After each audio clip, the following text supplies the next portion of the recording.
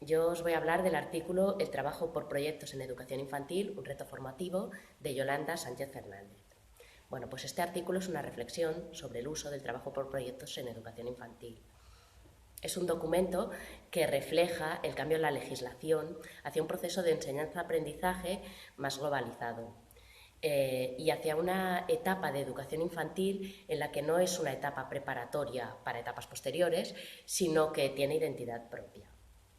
En el artículo hay una introducción en la que se analiza la concepción del término aprendizaje para los maestros. Y hay tres grandes líneas sobre esta concepción. La primera son aquellos maestros que ven el aprendizaje como el conocer las respuestas correctas. En esta concepción, el alumno es pasivo-receptivo y el maestro pues, es el experto, es el que sabe. La siguiente concepción son aquellos maestros que ven el aprendizaje como la adquisición de conocimientos relevantes. Bien, aquí sigue siendo el maestro el experto, el que sabe qué conocimientos son los que importan, y el alumno puede tener una participación algo más activa, buscando diferentes maneras de adquirir conocimientos. La tercera concepción del aprendizaje es la construcción del conocimiento, a partir de los conocimientos previos al entrar en contacto con los nuevos. Esta perspectiva constructivista es en la que se basa el trabajo por proyectos. El artículo hace una breve referencia histórica al inicio del término, pues a los trabajos por proyectos de Kilpatrick, de Freinet o de Stenhouse, y habla de que las bases pues es que sigue los principios del método de trabajo por proyectos de investigación. En este método pues se plantean unas dudas, se analizan, se comparan, se extraen hipótesis, se llega a conclusiones y estas conclusiones se comparten.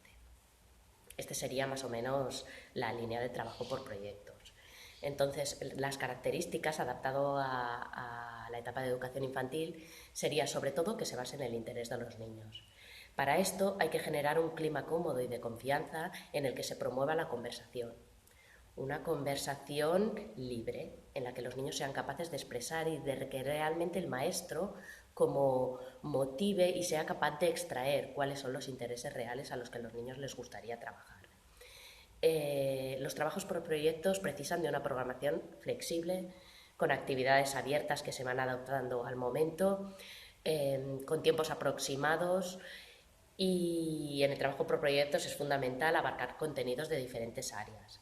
Esto no es importante no confundir en abarcar contenidos de diferentes áreas este enfoque globalizador con una perspectiva de acumulación de aprendizajes. Y pongo un ejemplo.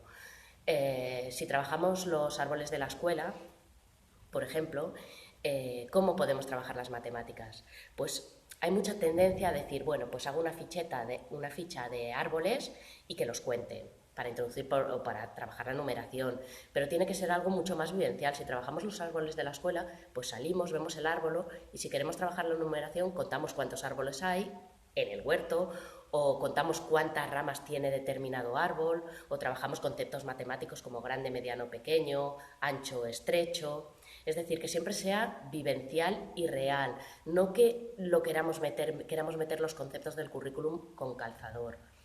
Entonces, bueno, lo más importante del trabajo por proyectos es que el proyecto es un fin en sí mismo y que lo importante es el proceso, no los resultados. El resultado, incluso siendo erróneo, nos lleva a un aprendizaje, porque es el proceso, cómo se desarrolla, qué aprendemos, cómo llegamos allí, lo que se valora en el trabajo por proyectos. En el artículo acaba dando muchísima importancia al profesorado que lleva este trabajo. Entonces dice que lo fundamental es su motivación. Tienen que ser personas creativas y con mucha iniciativa. Y una frase que me encanta que dicen, que es que son las personas que sean capaces de transformar problemas en proyectos. Y otro punto importante dentro del profesorado es la formación y el asesoramiento. Es importante salir del celulismo, del individualismo, salir de la zona de confort del aula y promover ambientes de colaboración, de interacción, de comunicación social, promover la autoformación tanto de centros como de grupos de trabajo. Bueno, y para acabar, sí que me gustaría acabar con un proverbio chino que define muy bien el trabajo por proyectos, que es me lo contaron y lo olvidé, lo vi y lo entendí, lo hice y lo aprendí. Creo que es de Confucio. Muchas gracias.